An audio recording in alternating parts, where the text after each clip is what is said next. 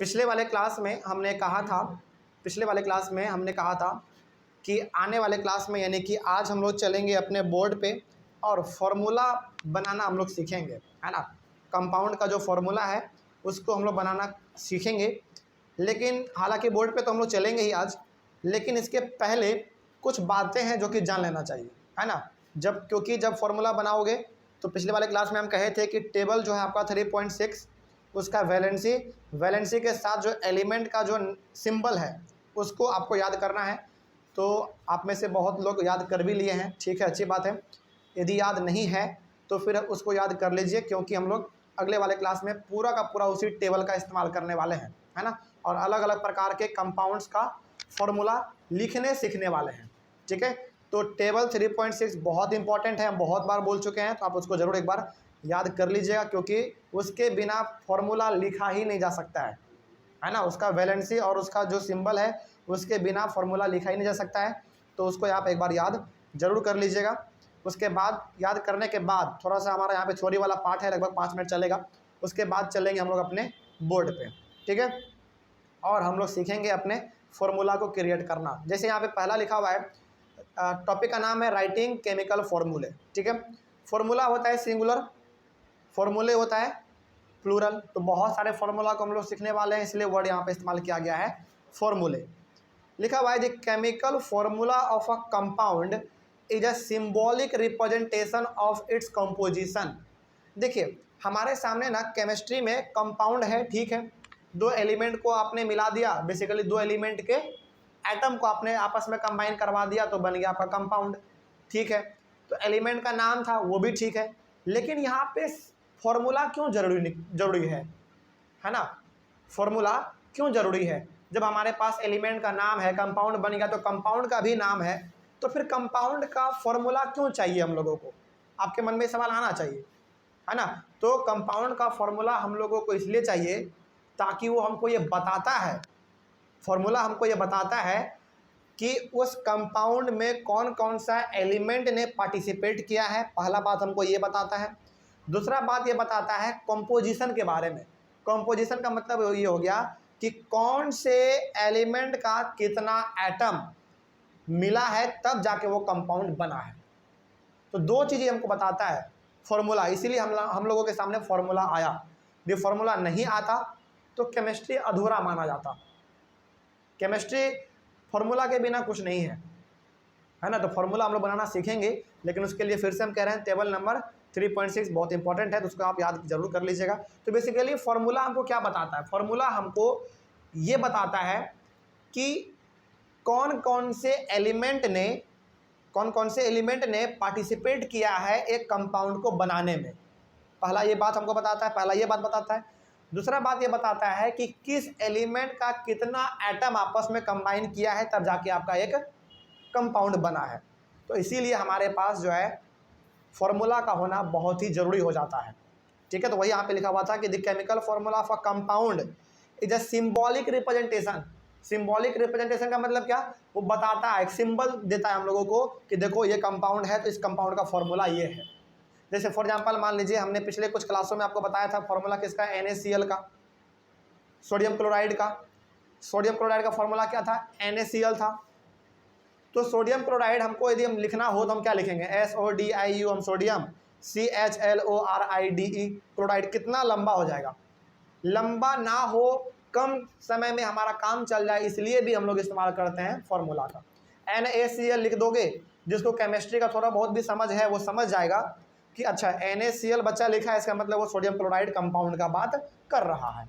तो इसलिए भी फॉर्मूला का लिखना बहुत ही ज़रूरी हो जाता है, ठीक है। तो 2-3 रीज़न हमने आपको बता दिया कि फॉर्मूला क्यों ज़रूरी है। पहला बात तो ये कि वो ये बताता है कि किसी कंपाउंड में किस किस एलिमेंट ने पार्टिसिपेट किया है तब जाके कंपाउंड बना है, पहला ये बताता है। दूसरा ये कि किस एलिमेंट का कितने नंबर ऑफ एटम आपस में कंबाइन किए हैं तब जाके कंपाउंड बना है, दूसरा बात ये। तीसरा बात ये कि यदि आपको बहुत बड़ा नाम नहीं लिखना है कंपाउंड का तो उसके लिए हमारा है एक फॉर्मूला, सिंपल सी बात, सिंबल के तौर पे, ठीक है। तो इन 3 वजह से जो है हम लोग सिंबल को इस्तेमाल करते हैं, केमिकल फार्मूला इस्तेमाल करते हैं किसी कंपाउंड का। तो हालांकि ये सब चीज़ ना बहुत जगह पे नहीं मिलेगा, हालांकि बहुत जगह पे नहीं मिलेगा, लेकिन यदि एग्जाम में पूछ दे कि हम लोग किसी भी कंपाउंड का फॉर्मूला क्यों लिखते हैं, इसके पीछे का कारण क्या है, तो आप ये 3 कारण बता सकते हैं। ठीक है, तो इन तीनों को नोट कर लीजिएगा। ये चीज़ कहीं पे नहीं बताया जाता है, किसी बुक में भी लगभग ना के बराबर मिलता है ये चीज़। ठीक है, लेकिन टीचर है तो उसके माइंड में सवाल उठ गया तो वो पूछ देगा। आप बोल भी नहीं सकते कि सर आपने पढ़ाया नहीं, है कि नहीं। तो इस चीज़ को भी आप कहीं ना कहीं नोट कर लीजिएगा। आगे बढ़ते हैं। आप में से कल किसी ने पूछा था कि सर वैलेंसी क्या होता है ना। तो वैलेंसी एक बार बता देते हैं क्या होता है, ये बहुत इंपॉर्टेंट है। देखिए लिखा हुआ है, the combining capacity of an element is known as its valency. बस इतना ही डेफिनेशन है वैलेंसी का, लेकिन समझ में तो आया नहीं होगा, कोई दिक्कत नहीं है, अभी समझेंगे हम लोग। देखिए पहले इसके स्टेटमेंट को पढ़िए ध्यान से, क्या लिखा हुआ है। लिखा हुआ the combining capacity of an element is known as its valency. इसका मतलब ये हो गया, अभी समझेंगे, एग्जाम्पल भी लेंगे हम लोग, समझेंगे। मतलब ये हो गया कि किसी भी एलिमेंट का ना एक कंबाइनिंग कैपेसिटी होता है, उसको कंबाइन करने का, आपस में समा लेने का। अब इसके बारे में समझेंगे हम लोग, ठीक है ना, एग्जाम्पल भी लेंगे। लेकिन दूसरा लाइन क्या लिखा हुआ है, दूसरा लाइन में हमने यहाँ पे लिखा है कि please learn the symbols and valencies of the elements which is given in table 3.6 of page number 37 NCERT book. मतलब कि वही टेबल नंबर 3.6 का बात याद करने के बारे में यहाँ पे लिखा हुआ है। तो हमने नोट्स भी इस चीज़ को मेंशन कर दिया ताकि आपका ध्यान वहाँ पे भी चला जाए, तो आप एक बार याद कर ले, है ना। तो टेबल 3.6 बहुत इंपॉर्टेंट है, तो उसको आप याद कर लीजिएगा। वहाँ से आपको ये मालूम चल जाएगा कि किस एलिमेंट का सिंबल क्या है और किस एलिमेंट के ऊपर वैलेंसी कितना है, ठीक है ना। अब वैलेंसी नया शब्द आ गया आपके सामने। अब समझिए वैलेंसी का मतलब क्या होता है। देखिए लिखा हुआ the combining capacity of an element is known as its valency. इसको समझाने के लिए ना हम एक एग्जांपल लेना चाहेंगे जो कि आपके बुक में ही दिया हुआ है वो चीज़, ठीक है। देखिए एक इंसान के पास, समझिएगा ध्यान से, हम वैलेंसी सिखा रहे हैं, ठीक है। हालांकि वैलेंसी, एक्चुअल वैलेंसी क्या होता है, किसी एलिमेंट का वैलेंसी 1 होता है, किसी का 2 होता है, किसी का 3 होता है। ये चीज़ आपको मिला होगा जब आप टेबल 3.6 याद कर रहे होंगे उस समय पे। किसी एलिमेंट का वैलेंसी 1 है, किसी का 2 है, किसी का 3 है। ये वैलेंसी किसी का 1 क्यों है, किसी का 2 क्यों है, किसी का 3 क्यों है, ये थोड़ा बहुत आपको क्लास 9th में भी मिलेगा आगे वाले चैप्टर में, और बहुत हद तक आपको ये क्लास 10th में मिलेगा, ठीक है। तो वैलेंसी किसी एलिमेंट का 1 क्यों है, 2 क्यों है, 3 क्यों है, इसके बारे में हम लोग आगे चैप्टर में बात करेंगे। लेकिन फिलहाल ये समझ लीजिए कि वैलेंसी होता क्या है। एग्जाम्पल आपके बुक का लेंगे, चलिए समझिएगा ध्यान से। वैलेंसी समझा रहे हैं। आप, एक नॉर्मल आदमी के पास 2 हाथ होता है, ठीक है, और एक ऑक्टोपस का यदि हम लोग बात करें तो उसके पास 8 हाथ होता है, टोटल 8 हाथ, टोटल 8 आर्म्स उसके पास होते हैं। तो अब जरा हमको एक बात बताइए कि एक आदमी, यदि ऑक्टोपस के कंपैरिजन में हम लोग बात करें तो एक आदमी के पास यदि 2 हाथ है तो उसके पास किसी 2 ही चीज़ को कंबाइन करने का क्षमता है। मतलब कि यदि हमारे पास 2 हाथ है तो एक हाथ से किसी और चीज़ को पकड़ लेंगे, किसी एक और चीज़ को पकड़ लेंगे। यानी कि हमारे पास, मेरा कैपेसिटी किसी भी चीज़ को होल्ड करने का कितना है, 2 है, क्योंकि हमारे पास 2 हाथ है। बात समझ में आ रही है। लेकिन यदि ऑक्टोपस का यदि हम लोग बात करें तो ऑक्टोपस के पास 8 हाथ है, तो उसके पास एक कैपेसिटी है, क्षमता है कि वो 8 चीज़ों को एक साथ होल्ड कर सकता है। क्यों कर सकता है, क्योंकि उसके पास क्षमता है, पोटेंशियल है उसके पास, है ना। ये तो थोड़ा बहुत बात हो गया। लेकिन यदि हम लोग अब बात करें कि यदि ह्यूमन बीइंग के पास 2 हाथ है और ऑक्टोपस के पास यदि 8 हाथ है, तो बताइए कि यदि ऑक्टोपस अपना 2 हाथ लगा के यदि एक ह्यूमन बीइंग को जकड़ ले, हालांकि एक हाथ से जकड़ना थोड़ा मुश्किल है, यदि एक ऑक्टोपस अपना 2 हाथ के मदद से एक ह्यूमन बीइंग्स को पूरी तरीके से जकड़ ले, तो एक आदमी को जकड़ने में कितने हाथ को उन्होंने लगाया, 2 हाथ को लगाया। तो बताओ उसके पास टोटल कितना हाथ है, 8 हाथ है। तो वो कितने आदमी को एक साथ जकड़ सकता है, 4 आदमी को जकड़ सकता है। तो 4 आदमी को ऑक्टोपस एक साथ जकड़ सकता है, एक साथ होल्ड कर सकता है। इसका मतलब ये हो गया कि एक ऑक्टोपस के पास कैपेसिटी मात्र 4 आदमी को ही होल्ड करने का है, कैप्चर करने का है, कैपेसिटी उसके पास इतना ही है बस। बात समझ में आ रही है, कोई समस्या इसमें। तो ये एग्जांपल हम यहाँ पे इसलिए लिए क्योंकि समझना बड़ा आसान बात है ना। एक आदमी हो सकता है कि यदि दोनों हाथ से किसी चीज़ को पकड़े तो वो एक ही चीज़ को पकड़ पाएगा। एग्जाम्पल के तौर पे मान लीजिए यदि आपको एक बहुत बड़ा आयरन का रॉड उठाना हो तो आप एक हाथ से नहीं उठा सकते हैं, दोनों हाथ आपको लगाना पड़ेगा, तो जाके वो उठ जाएगा। मतलब हुआ कि ये कि आपके पास कैपेसिटी मात्र एक ही आयरन रॉड को उठाने का था।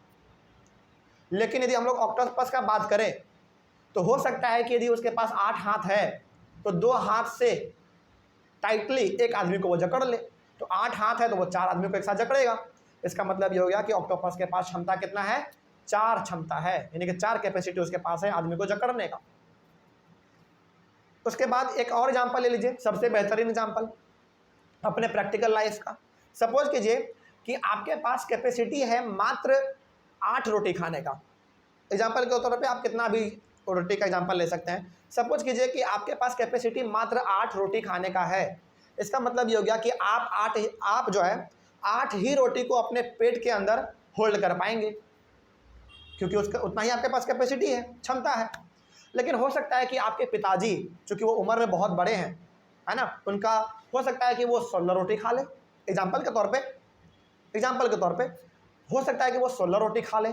क्यों 16 रोटी वो खा पा रहे हैं? क्योंकि उनके पास क्षमता है, कैपेसिटी है। यदि वो 16 रोटी खा लेते हैं तो उसके पेट के अंदर वो होल्ड हो जाएगा। तो हर एक इंसान का अपना अलग अलग कैपेसिटी होता है। तो उसी प्रकार से हर एक एलिमेंट का भी कैपेसिटी होता है कि वो कितने एटम्स को हजम कर सकता है। एटम यदि समझ में नहीं आए वैलेंसी के कॉन्टेक्स्ट में, तो अभी फिलहाल ये समझो कि हर एक एलिमेंट का ये भी क्षमता होता है कि वो कितने रोटी को अचीव कर सकता है, यानी कि कितने रोटी को अपने आप में वो थाम सकता है।